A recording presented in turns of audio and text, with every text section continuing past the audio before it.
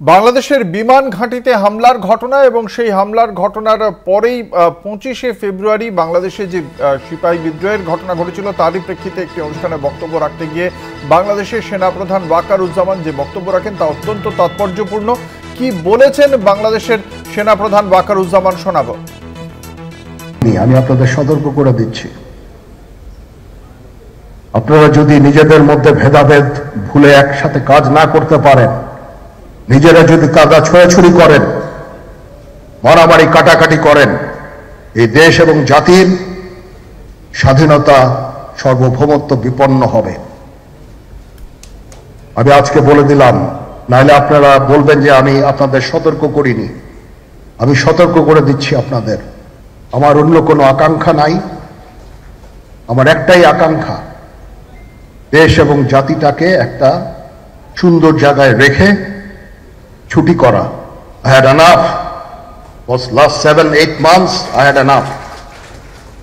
আমি চাই দেশ এবং জাতিকে একটা সুন্দর জায়গায় রেখে আমরা সেনানিবাসে ফেরত আসব। আরেকটা জরুরি বিষয় যেটা আমি ভাবলাম যে আপনাদের সাথে আমি শেয়ার করি, দেশের এই আইন শৃঙ্খলা পরিস্থিতি খারাপের পিছনে কিছু কারণ আছে। প্রথম কারণটা হচ্ছে যে আমরা নিজেরা হানাহানির মধ্যে ব্যস্ত, একজন আরেকজনের বিরুদ্ধে বিষোদ্গারে ব্যস্ত। এটা একটা চমৎকার সুযোগ অপরাধীদের জন্য। যেহেতু আমরা একটা অরাজক পরিস্থিতির মধ্যে বিরাজ করছি, তারা খুব ভালোভাবেই জানে যে এই সময়ে যদি এই সমস্ত অপরাধ করা যায় তাহলে এখান থেকে পরিত্রাণ পাওয়া সম্ভব। সেই কারণে এই অপরাধগুলো হচ্ছে। আমরা যদি সংগঠিত থাকি, একত্রিত থাকি, তাহলে অবশ্যই এটা সম্মিলিতভাবে মোকাবেলা করা সম্ভব হবে। Police, RAB, BGB, TGFI, NSI এগুলো দেশের জন্য অত্যন্ত গুরুত্বপূর্ণ কাজ করেছে অতীতে। খারাপ কাজের সাথে অসংখ্য ভালো কাজ করেছে। আজকে যে দেশের স্থিতিশীলতা, দেশটাকে যে এত বছর স্থিতিশীল রাখা হয়েছে, এটার কারণ হচ্ছে এই সশস্ত্র বাহিনীর বহু সেনা সদস্য, সিভিলিয়ান সবাই মিলে এই অর্গানাইজেশনগুলোকে, অসামরিক সামরিক সবাই মিলে এই অর্গানাইজেশনগুলোকে এফেক্টিভ রেখেছে। সেই জন্য আজকে সুন্দর, এতদিন ধরে আমরা একটা সুন্দর পরিবেশ পেয়েছি। সেদিকে আমাদের কাজ করতে হবে। আমাদের মধ্যে মতের বিরোধ থাকতে পারে, চিন্তা চেতনার বিরোধ থাকতে পারে, কিন্তু দিন শেষে যেন আমরা সবাই দেশ এবং জাতির দিকে খেয়াল করে আমরা যেন এক থাকতে পারি। তাহলে এই দেশটা উন্নত হবে, এই দেশটা সঠিক পথে পরিচালিত হবে। না হলে আমরা আরো সমস্যার মধ্যে পড়তে যাব। বিশ্বাস করেন, we don't want to head, ওইদিকে আমরা যেতে চাই না। আমি আপনাদের সতর্ক করে দিচ্ছি। পরে বলবেন যে আমি সতর্ক করিনি। আমি আপনাদের সতর্ক করে দিচ্ছি। আপনারা যদি নিজেদের মধ্যে ভেদাভেদ ভুলে একসাথে কাজ না করতে পারেন, নিজেরা যদি কাদা ছোড়াছুড়ি করেন, মারামারি কাটাকাটি করেন, এই দেশ এবং জাতির স্বাধীনতা সার্বভৌমত্ব বিপন্ন হবে। আমি আজকে বলে দিলাম, নাহলে আপনারা বলবেন যে আমি আপনাদের সতর্ক করিনি। আমি সতর্ক করে দিচ্ছি আপনাদের। এই দেশ সুখে শান্তিতে থাকতে চাই। আমরা চাই না হানাহানি, কাটাকাটি, মারামারি। সেই উদ্দেশ্যে আমি কাজ করে যাচ্ছি, আমরা কাজ করে যাচ্ছি। আমাদের সেনাবাহিনীর প্রতি আক্রমণ করেন না। একটা কমন জিনিস আমি দেখতে পাচ্ছি, সেনাবাহিনী এবং সেনা প্রধানের প্রতি বিদ্বেষ কারো কারো। কি কারণে আজ পর্যন্ত আমি এটা খুঁজে পাইনি। আমরা হচ্ছে একমাত্র ফোর্স যেটা আপনাদের জন্য কাজ করে যাচ্ছি, দাঁড়িয়ে আছি প্ল্যাটফর্মে। Of course navy and air force, navy chief আবার মন খারাপ করে করছে, navy air force all, we all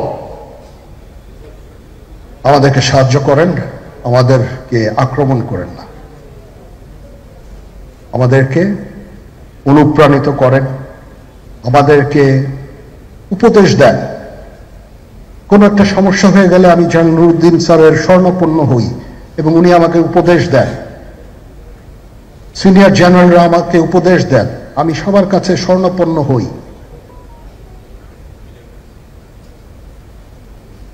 আমাদের প্রতি আক্রমণ করেন না, উপদেশ দেন। আমরা অবশ্যই ভালো উপদেশ গ্রহণ করব। আমরা একসাথে থাকতে চাই এবং দেশ এবং জাতিকে এগিয়ে নিয়ে যেতে চাই। কথা বলবো, আমাদের সঙ্গে রয়েছেন আমাদের পলিটিক্যাল এডিটর আশিস চট্টোপাধ্যায়, তিনি রয়েছেন এই মুহূর্তে নিউজ রুমে। সরাসরি চলে যাব। আশিস দা, বাংলাদেশের সেনাপ্রধান ওয়াকারুজ্জামানের এই বক্তব্যকে কিভাবে ব্যাখ্যা করবেন? দেখো, অত্যন্ত গুরুত্বপূর্ণ মোড়ের একটা ইঙ্গিত দিচ্ছে ওয়াকারুজ্জামানের এই বক্তব্য।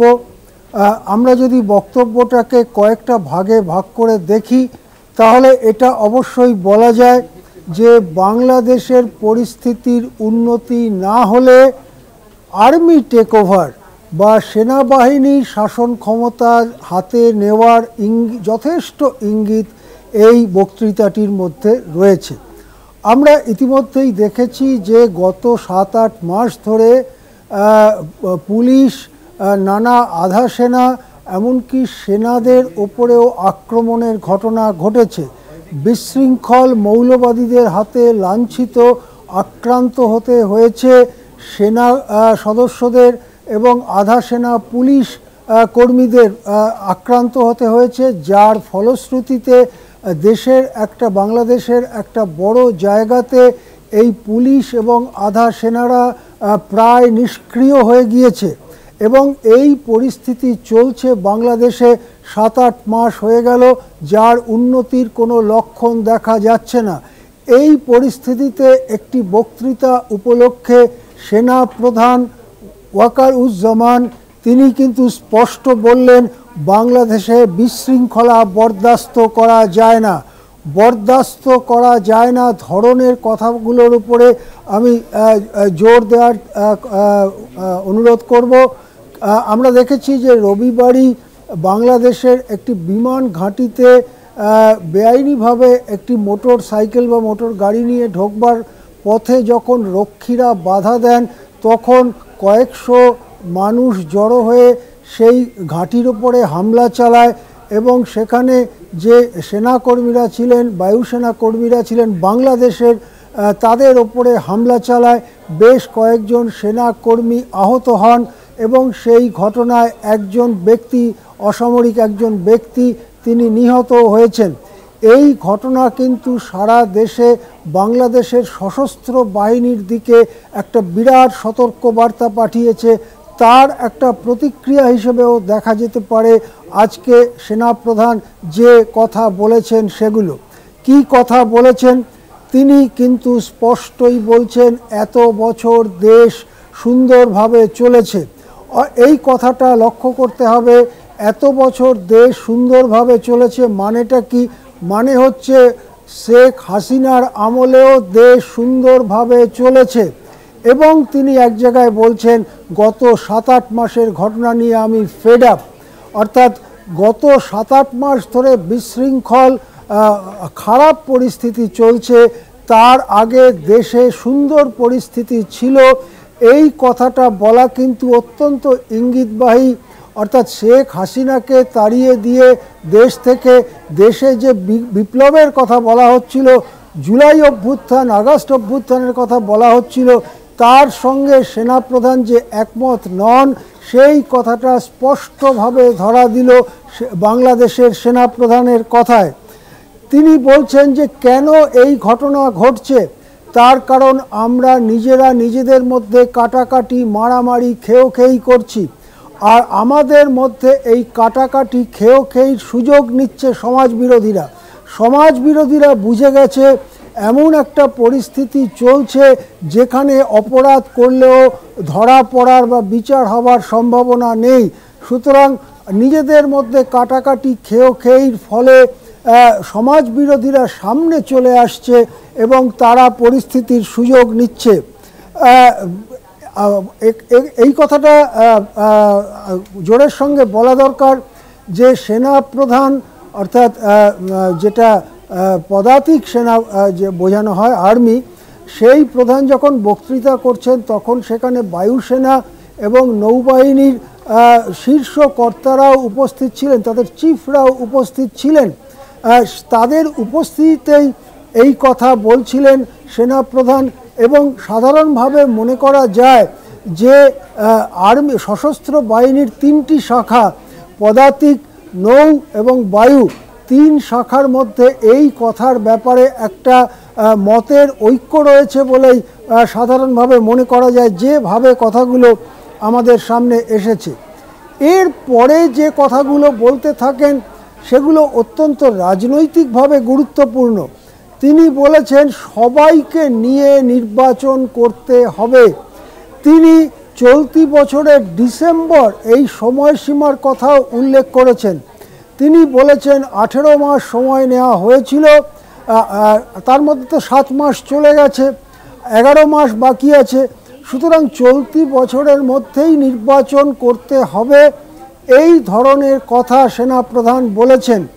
তিনি বলেছেন সবাইকে নিয়ে নির্বাচন করতে হবে, এটা অল ইনক্লুসিভ।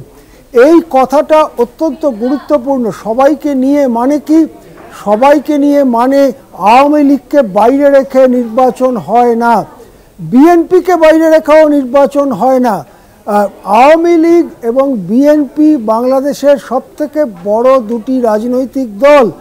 অনেকে মনে করেন আওয়ামী লীগ সবথেকে বড় জনসমর্থনের দিক থেকে, দ্বিতীয় স্থানে বিএনপি, তার বহু পরে অল্প সমর্থন নিয়ে বাংলাদেশের কমিউনিস্ট পার্টি, বাংলাদেশের ওয়ার্কার্স পার্টি ইত্যাদি ইত্যাদি আছে, জামাতে ইসলামী, হেফাজতে, তাদেরও কিছু মৌলবাদী সমর্থন আছে। কিন্তু বাংলাদেশের আমজনতার বিপুল সমর্থন আওয়ামী লীগের সঙ্গে আছে, বিএনপির সঙ্গে আছে। যদি সেনাপ্রধান বলেন সবাইকে নিয়ে নির্বাচন করতে হবে, এই কথার একটাই অর্থ করা যায়, আওয়ামী লীগকে বাদ দিয়ে নির্বাচন সেনা মানবে না। সুতরাং এটাও একটা গুরুতর কথা, যেটা ইউনূস প্রশাসনের দিকে ছুড়ে দিচ্ছেন সেনাপ্রধান, যে সবাইকে নিয়ে নির্বাচন করতে হবে।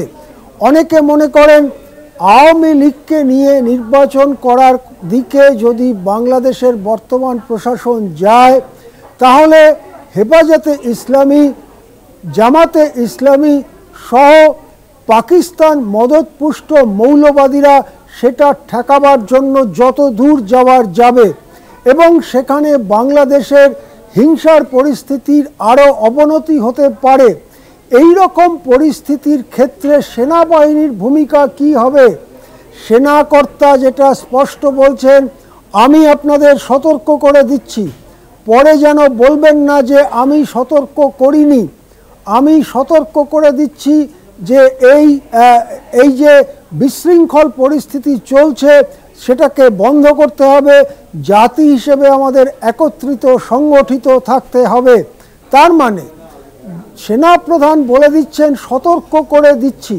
সেনাপ্রধানের যে শর্তগুলো, সবাইকে নিয়ে নির্বাচন, চলতি বছরের মধ্যে নির্বাচন, বিশৃঙ্খলা বন্ধ করা, পুলিশ সেনার ওপর আক্রমণ বন্ধ করা, পুলিশকে, আধা সেনাকে কাজ করতে দেওয়া, তাদের বিরুদ্ধে অসংখ্য মামলা করে শেখ হাসিনা আমলের নানান কথা তুলে তাদের বিরুদ্ধে মামলা করে তাদেরকে যে নিষ্ক্রিয় করে দেওয়া হচ্ছে, তার বিরুদ্ধে সেনাকর্তার কথা বলা, সব মিলিয়ে বোঝা যায় সেনাকর্তা এমনই ইঙ্গিত পাঠাচ্ছেন যে যদি এই ধরনের সুষ্ঠু পদক্ষেপ বাংলাদেশে না করা হয়, যদি বাংলাদেশ এই বিশৃঙ্খলার স্রোতেই ভাসতে ভাসতে চলে যায়, তাহলে বাংলাদেশের ঐক্য এবং বাংলাদেশের অখণ্ডতা রক্ষায় দায়িত্ব নিতে পারে সশস্ত্র বাহিনী।